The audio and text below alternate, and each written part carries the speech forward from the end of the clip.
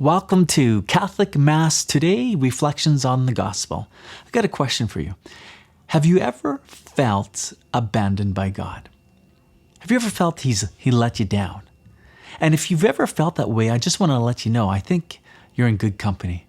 Because I'm sure the apostles in today's Gospel on Divine Mercy Sunday felt exactly that way. Think about what's going on in their life up to this point. They've given up everything to follow Jesus. They've given up their business. They've given up their families. They've even given up their religious way of life, all to follow this man, Jesus. And the picture of the future that they have all rests on this man, Jesus. And what does Jesus do? Well, he gets in trouble with the authorities, and then he ends up getting nailed to the cross. And on that Good Friday, all their good dreams died with Jesus. Have you ever felt let down by God? I'm sure the apostles know exactly what this is like.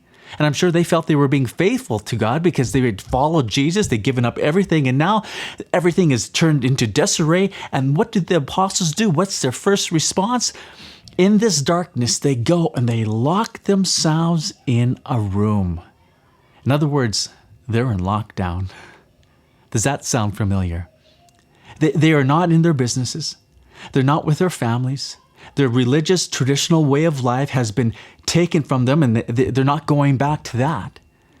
And it's in this context that Jesus goes into that locked room, appears to him. The resurrected Christ appears to them. And the first thing he says to them is, "Peace be with you." Now let's put this into context. When was the last time Jesus saw all his boys together? Well, the last time that they were all together was in the Garden of Gethsemane. And you might be thinking, well, Judas wasn't there. Oh yes, he was. There was a reunion. Jesus entered in with 11. The 12th showed up. Jesus, when he went into the garden, he threw himself down on the ground to pray. The apostles threw themselves down on the ground and they slept. What a contrast. Jesus prays while they sleep.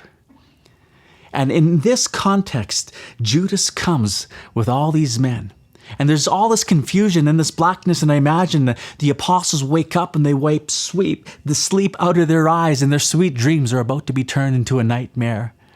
And Jesus stands in front of his men and says, "Who are you looking for?" And they say, "Jesus of Nazareth." Jesus identifies himself and says, "I am he." And coming forth from that black mob is Judas. And I imagine Jesus looking right into his eyes. But Judas is not looking for Jesus' eyes. He's looking for the cheek. And at that sign, the soldiers converge upon Jesus and they arrest him. And as they're arresting him, I imagine Jesus looks over his shoulder, and the last thing he sees of his men, his apostles, his friends, the last thing he sees is the back of their heads and the soles of their feet as they run out on him. And it is in this context the apostles find themselves in a locked room. They're afraid. They're in preservation mode. They're trying to preserve their life. Why? Because they're on the next hit list of the Jewish authorities. I mean, they got Jesus. They're next. So they're preserving their life. They're hiding in this room. Jesus goes into the room. The first thing that Jesus says, "Peace be with you." Now, I don't know about you, but if I was Jesus, I could think of a lot of other things to say than "Peace, boys." How about this? Where were ya? Guys, I spent 3 years with you, and this is how you treat me? I mean, guys, did not you see the eyes of the blind open, the lame walk, and the dead were raised? John, Peter, did you not see me transfigured in my glory on the Mount of Transfiguration? Gentlemen, can you tell me any time within the last 3 years that you were in need and I did not come through for you? Why then would you run out on me when I needed you most? You see, if I was Jesus, I would kind of be ticked off, a little disappointed, angry. But not Jesus. No.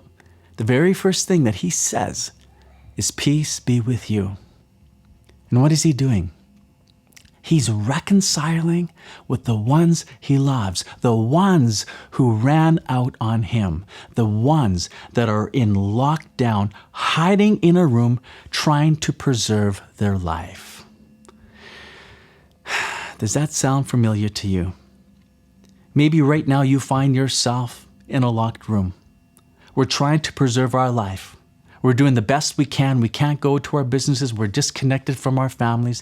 And what does Jesus do on this Divine Mercy Sunday? I believe he does this. He goes right into that locked room where you are at right now and says, peace be with you. He wants to go into those areas of our life where we have that locked room of shame, where we are shameful of the things we have done and the things that we have failed to do. And he wants to say, peace be with you.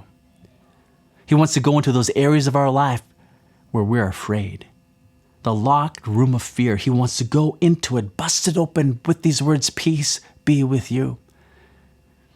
And he wants to go into those areas of our life where we've just ran out on him and reconcile us, heal our hearts. This is, I believe, the word Jesus wants to say on Divine Mercy Sunday. So how should we respond?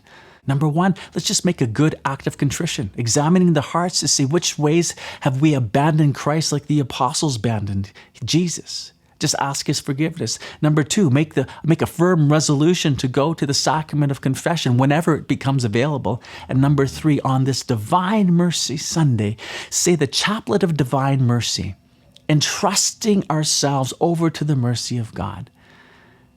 And then the peace of Christ will bloom in our life.